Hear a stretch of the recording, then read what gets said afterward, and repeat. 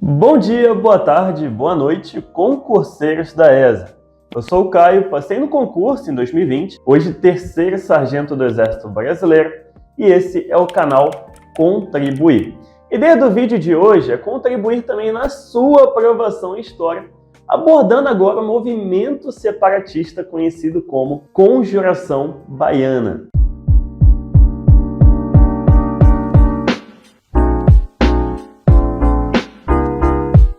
Pessoal, primeiramente quero vos informar que essa é a nossa última aula da sequência de período colonial, ok? Na próxima aula a gente já começa a falar sobre período joanino, que é a vinda da família real de Portugal para o Brasil e o reinado de Dom João VI aqui. A gente vai ver que muita mudança acontece no Brasil em menos de 20 anos. É um assunto muito bom de estudar. E é também um período de transição entre Brasil colonial e o Brasil Império, ok? Bom, eu falei sobre a próxima aula, agora eu vou precisar falar sobre a aula anterior que a gente já teve, ok? Só para a gente se orientar onde estamos nessa nossa história, para poder, enfim, falar sobre a aula de hoje, ok? Vamos só nos lembrar, tá? Na aula anterior, a gente falou sobre a Inconfidência Mineira, vocês lembram? Que no caso foi a primeira rebelião separatista do nosso estudo. A gente viu muita coisa lá, que foi um movimento elitista da alta sociedade de Minas Gerais, teve influência iluminista, se inspirando principalmente na Revolução Francesa e na independência dos Estados Unidos. Vimos os motivos que levaram a Inconfidência Mineira a acontecer.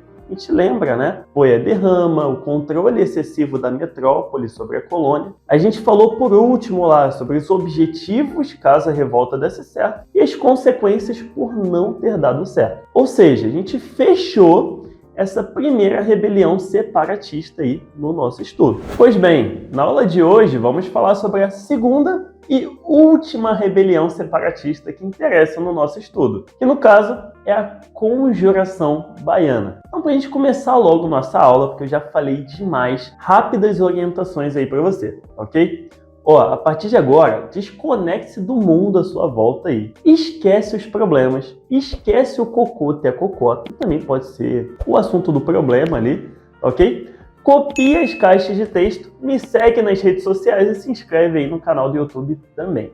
Beleza? Então, vamos lá. Bom, pessoal, a Conjuração Baiana vai acontecer no ano de 1798, ok? E como eu já falei bastante, foi um movimento separatista. O que isso quer dizer? Que teve como objetivo acabar com o Pacto Colonial e desvincular o Brasil de uma vez por todas do controle português, tá bem? Outra coisa, assim como a Inconfidência Mineira teve influência iluminista, motivada principalmente pela independência dos Estados Unidos, pelas realizações da Revolução Francesa, e aqui um outro fator, a rebelião de escravos das Antilhas, que acabou ocasionando a independência do Haiti em 1793. Então, tudo isso aí colaborou para que se disseminasse entre o povo baiano os ideais de liberdade, igualdade e fraternidade, tá bem? É bom você anotar aí também que teve uma tal de organização secreta lá,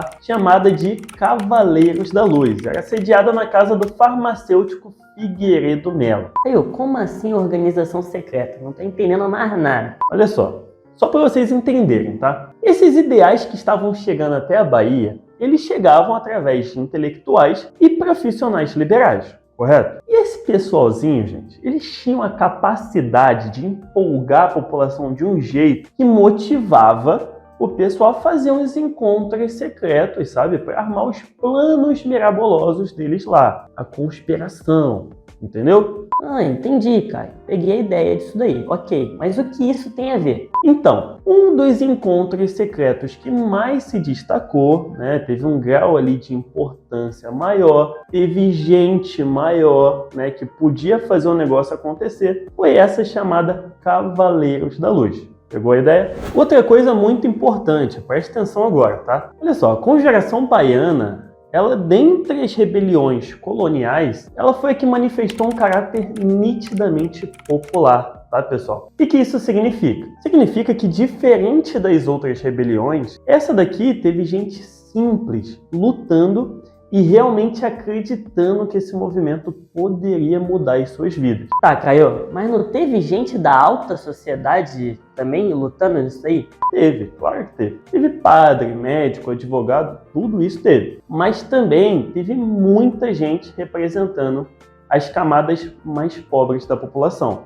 ok? Como sapateiros, escravos, ex-escravos, soldados e principalmente alfaiate. Alfaiate teve aos montes. Até por conta disso, essa revolta também é conhecida como a Conjuração dos Alfaiates, tá bem?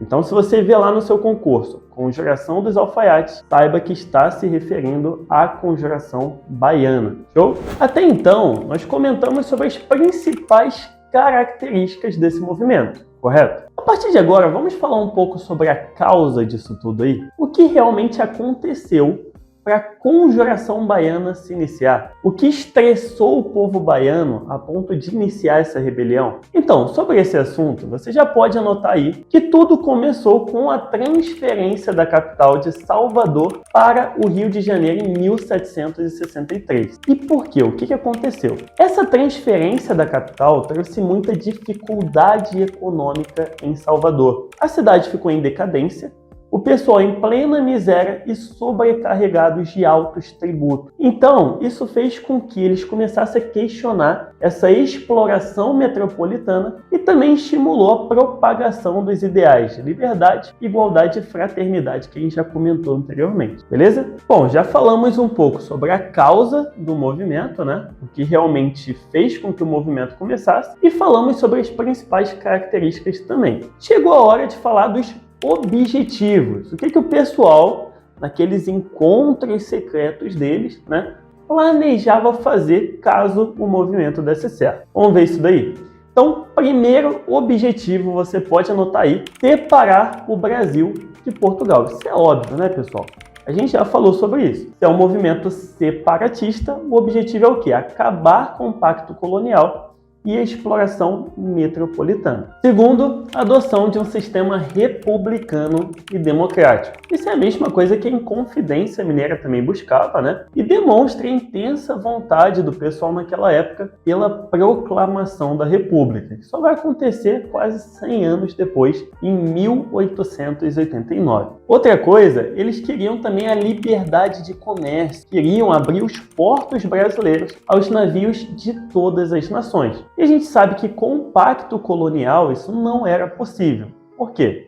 O Brasil só poderia fazer comércio com a sua metrópole. Ele só poderia vender o que ele tinha para vender para Portugal, e Portugal revendia para o resto do mundo, e também só poderia comprar o que ele precisava de Portugal. Eu acho que você já está se ligando por que esse esquema é tão prejudicial para o Brasil e o porquê estava como um dos planos da Conjuração Baiana mudar isso daí, né? Porque pensa, a lei da oferta e da procura. Se somente Portugal pode comprar o que a gente tem para vender, ele pode muito bem, quando ele quiser, colocar os preços mínimos dos nossos produtos. E não tem o que o Brasil faça. Se ele não comprar, ninguém mais compra. E também o que ele tem para nos vender, né, que a gente só pode comprar dele, ele pode colocar lá em cima, que o Brasil também vai ter que colocar o rabinho entre as pernas e comprar do mesmo jeito. Então, já deu para imaginar que isso daí é muito ruim, né? Quarto objetivo, aumento do salário dos soldados. A partir de agora a gente já começa a notar os interesses mais populares, né? Quinto,